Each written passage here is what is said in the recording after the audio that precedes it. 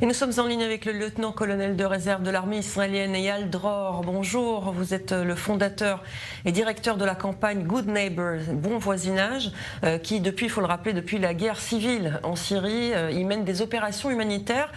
Vous y avez même consacré un livre, Embracing the Enemy, embrasser l'ennemi. Vous avez donc décidé d'aider, là encore, les civils syriens, notamment les Druzes. Et je voudrais corriger, je suis réserviste et je ne dirige plus cette organisation d'aide, mais je l'ai fait pendant la guerre civile. Mais bien sûr, je suis encore impliqué, je connais ce qui se passe et je sais qu'actuellement, Israël a décidé de proposer de l'aide et une aide humanitaire, comme vous l'avez montré, avec des envois d'aliments pour les Druzes qui vivent près de la frontière, près de Majdel Shams, comme on l'a vu, et Israël a même évacué des civils, des blessés syriens druzes, des combats, je dirais plus, il les a libérés du massacre que les gens de Djoulani ont fait contre les gens de l'ethnie druze près de Jaranama, au sud de Damas, un espace qui est relativement proche d'Israël, à 30 km, et les gens ont été blessés, ont été évacués pour être soignés dans des hôpitaux en Israël. Alors justement, si on parle de votre expérience, puisque vous êtes le fondateur, même si vous n'êtes plus le directeur de cette aide humanitaire apportée à la Syrie, comment c'était accueilli déjà à l'époque par les Syriens, justement, cette aide israélienne tendue à l'ennemi finalement ? Les civils syriens, il faut bien comprendre, la situation est différente.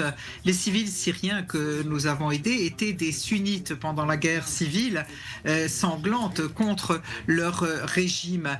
Il y avait de la suspicion au début, ça s'est fait petit à petit, mais en fin de compte, les civils syriens nous ont remerciés, ont apprécié ce que nous avions fait et ça a apporté des résultats, une création de confiance mutuelle entre les parties, et c'est quelque chose qui aujourd'hui encore, pour les Syriens avec qui je parle, se souviennent. Ils savent qu'Israël a choisi d'aider alors que le monde entier, il faut le dire, n'a rien fait pour aider les civils syriens qui ont été assassinés par le régime syrien. Et donc c'est la situation aujourd'hui. Les choses ont changé. Il y a un nouveau régime en Syrie qui attaque les minorités, en particulier la minorité druze. Et dans cette situation-là, Israël a décidé de réagir, comme vous l'avez dit dans votre vidéo, et il faut expliquer tout cela et la logique. Il faut comprendre que le lien entre les deux situations, c'est quand même très différent. Oui, effectivement, mais d'où vient cette idée de vouloir aider ses voisins syriens ?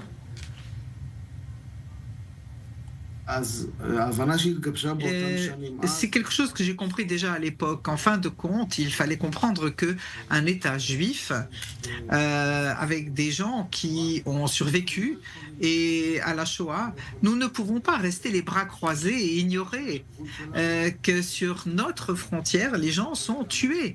Et c'est ce qui se passe encore aujourd'hui. Aujourd'hui, c'est les Druzes. À l'époque, c'était la population sunnite et l'État d'Israël a choisi d'ouvrir ses portes à cette population sunnite entre 2013 et 2018 pour leur tendre la main et les aider, en comprenant que c'est ainsi qu'ils pourraient apprendre à nous connaître en Israël aussi. Et je rappelle que le pouvoir syrien du régime d'Assad, pendant des dizaines de décennies, a appris aux Syriens à haïr Israël. Et cela a été enseigné dans les écoles, nous l'avons entendu de la bouche des Syriens que nous avons rencontrés. Et en nous rencontrant, tout à coup, ils ont découvert que nous, les Israéliens, nous sommes des gens qui aimons les autres êtres humains, que nous ne voulons pas les attaquer comme on leur avait raconté.